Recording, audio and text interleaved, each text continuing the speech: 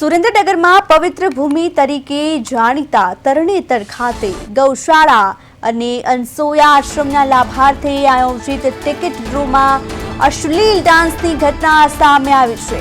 ડ્રોમાં હાજર ડાન્સરે હિન્દી ફિલ્મોના ગીત પર ઠુમકા લગાવતા પવિત્ર સ્થાન અને ધાર્મિક લાગણીઓને લાગણી ભંગ પહોંચાડ્યો છે।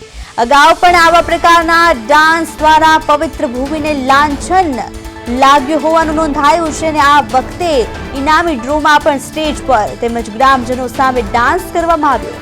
આ ઘટનાથી ધર્મપ્રેમીઓ અને સ્થાનિક લોકોમાં રોષ અને દુઃખ વ્યક્ત કરવામાં આવ્યું છે।